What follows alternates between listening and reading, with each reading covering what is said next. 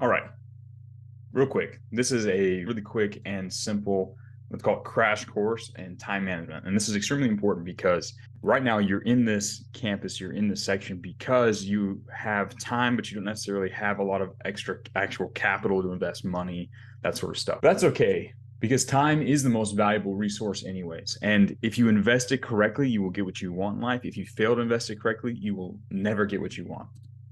Time management is key. I like to say this: he who controls his time controls his outcomes in life. And it's 1,000% true. How you invest your time is going to give you everything you want, or it's going to keep you from getting anything you want. Now, let's dive right in.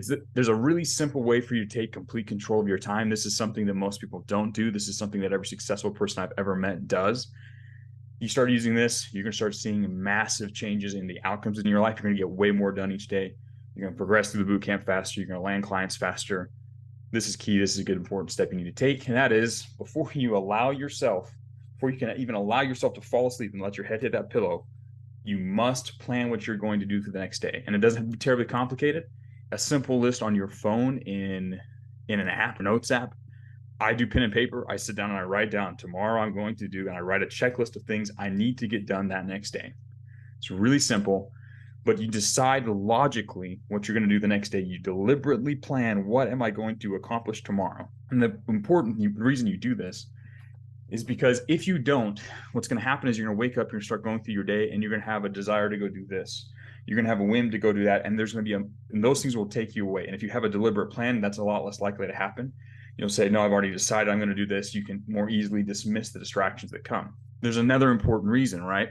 When you sit down to work, if you don't know what you need to do, there's this little moment of fear, little moment of, oh no, what should I do? What should I do? And there's a little hurdle you have to jump before you get to work. And that's, you have to figure out what you need to do. And if you do that, there's a chance that if you're a normal human being who doesn't have ironclad discipline quite yet, when you reach that little moment where it's difficult, your mind will give you an easy answer instead of the right answer, to say, oh, why don't you just go do this? Or why don't you just watch another video on YouTube? Or why don't you just meditate for another hour or whatever? It gives you an easy answer instead of the right answer. But if you take time the day before, you sit down and you actually decide, no, tomorrow I'm going to do X, Y, and Z because they're the most important things I can do.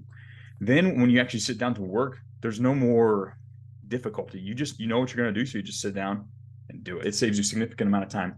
You're not going to waste as much time, and you're going to choose better things to do with your time each day. So before you fall asleep, force yourself, make it a habit. It's a habit for me. It's a habit for every successful person I know, to plan out what they're going to do and accomplish the next day.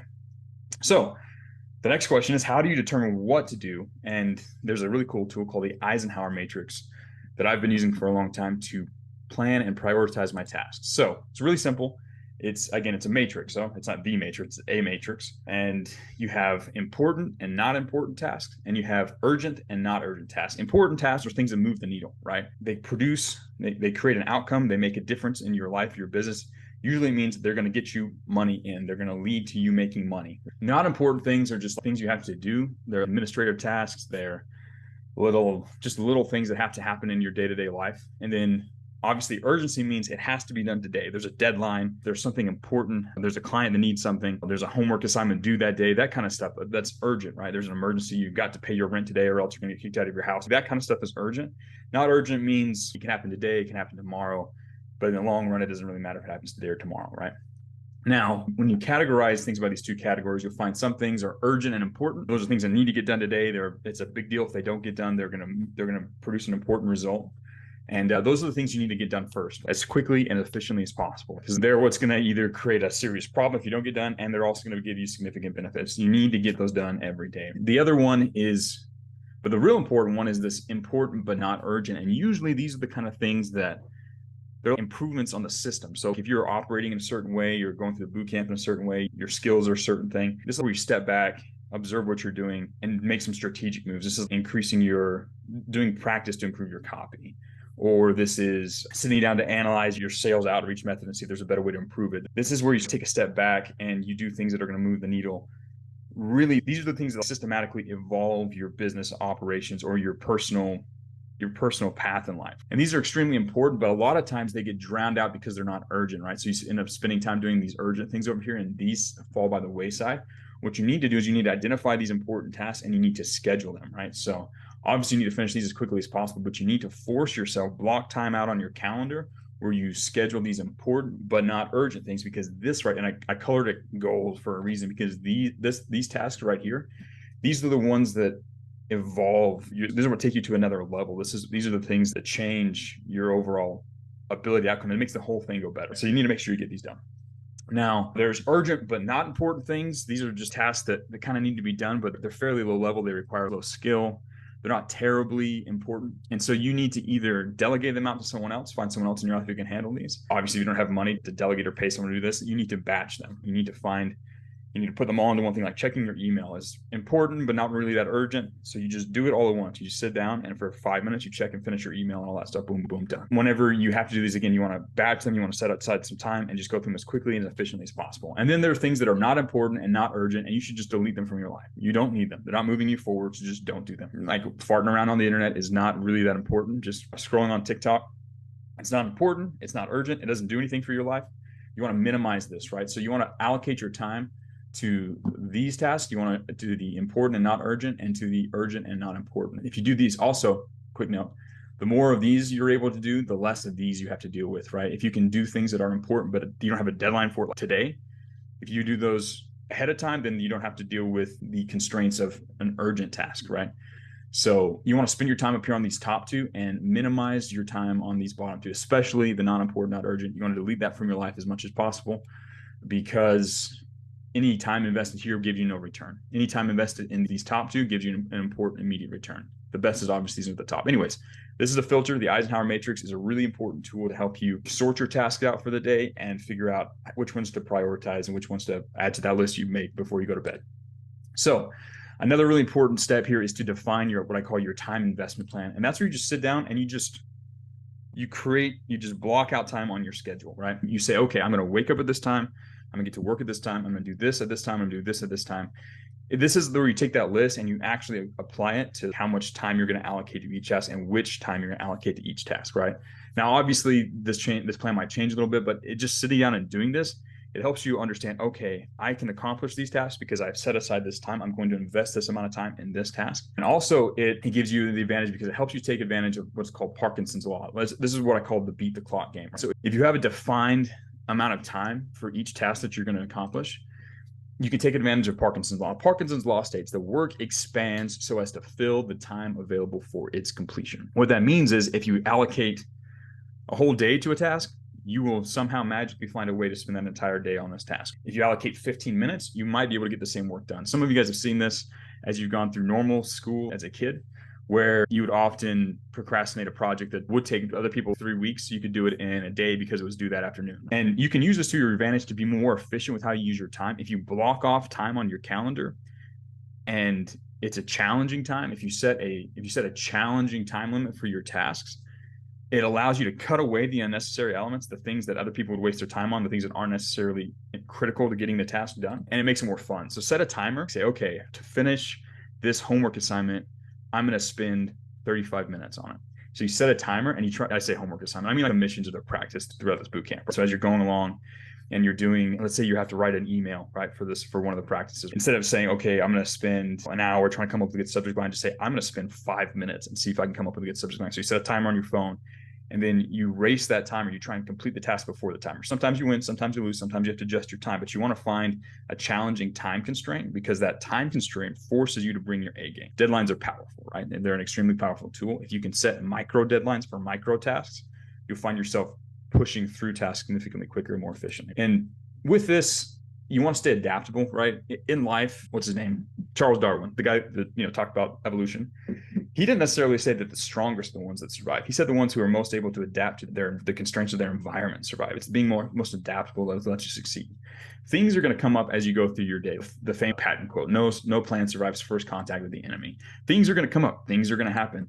Things will change. You're going to have an emergency email. This will happen. You're going to end up going on. You'll be having to travel to Europe for business. You might not have that problem now, but it happens at some point. But if you have a really compelling goal and that main focus is I'm trying to accomplish X objective in my life, then and it's really compelling, like I need to get rich, I need to go through this program, I need to learn these skills, I need to land clients, and that's what you're shooting for, then you can find a way to adjust, right? So maybe you'll change your list a little bit that day, or your schedule will be a little different. But if you have a compelling goal, it makes it easier for you to allocate your time better, because you'll be sitting there and you'll be like, oh, I've got an hour layover here in Frankfurt. I'm going to work on my phone and get through this. I'm going to take this time and invest it in this important, compelling goal because I really want to escape the rat race and become a free financial man. So I'm going to spend this time because it's really important, compelling. So the more compelling your goals, the easier it is to be adaptable and work and achieve your tasks when things come up and your plan changes. Another quick note here: morning rituals are a crutch and a lie for lesser men. Most people use morning rituals, long, extensive morning rituals. I wake up, I journal for 30 minutes, I go on this walk, I do this, I do that, and they use it as a crutch. It's an opportunity for them to just not do the work. It's a way to procrastinate. Remember when I said sitting down and doing the work, there's this little hurdle you have to jump over? Even when you know what you need to do, getting started is half the battle, right? So people find all these ways to avoid the fear of the confrontation in their life of having to confront the fact they need to sit down and start doing something that might be boring, some boring work that's really important in their life.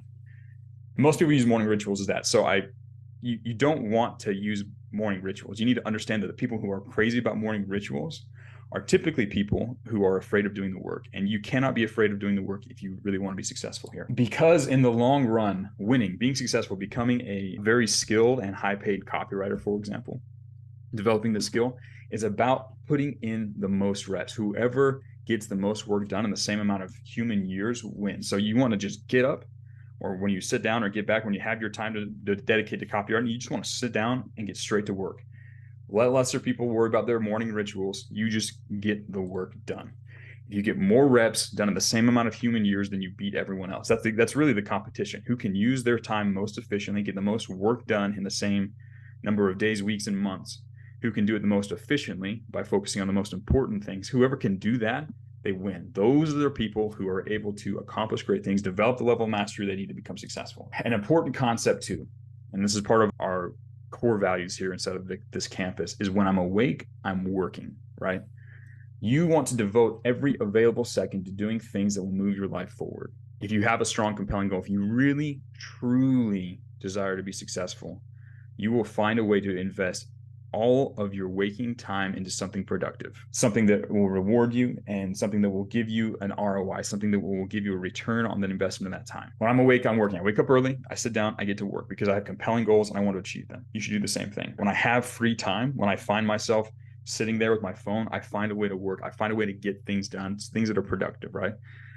Things that will improve my life. I minimize as much as possible all of the extra stuff in my life that doesn't lead to a productive outcome. And everything I do is deliberate and it's purposeful and it drives me forward. And there's different kinds of work. I say, and you'll notice I said it here in this little slide, things that will move your life forward. That doesn't mean that every second of every day you're in there in a spreadsheet working on copywriting. Obviously, you need to devote some time to improving your physical strength. There are other compelling goals in your life besides just finances, and you have relationships and important things in your life that are rewarding and will move your life forward. Use your time and invest them in those things in addition to making money, right? That should be a very extremely high priority for you as you're seeking to improve yourself and escape the challenges you face in your life. But you want to dedicate all of the time that you have to things that are valuable and can reward. And you can still have a lot of fun doing all of these things, but make sure you focus your time on things that will improve your life. Do you want to be rich or not? Do you really want to be successful? Do you really want to have the things that you say you want? If you'll find a way to invest your time as efficiently as possible into things that will give you those results. Let lesser men fritter away their time on things like social media consumption, on watching shows and stuff like that. You are a different breed of human being because you have more compelling goals and you have a stronger force of will that will allow you to achieve what you want and become something that they can only dream of. Literally, they only dream of, but you can actually become it if you choose to invest your time wisely. So use the principles that I've outlined in this short presentation to manage your time, your most valuable resource. Invest it wisely and watch as your investments pay giant dividends over the course of the next week, the next month, and the next year, and the next decade of your life. So use this information. It will be extremely helpful for you in the long run.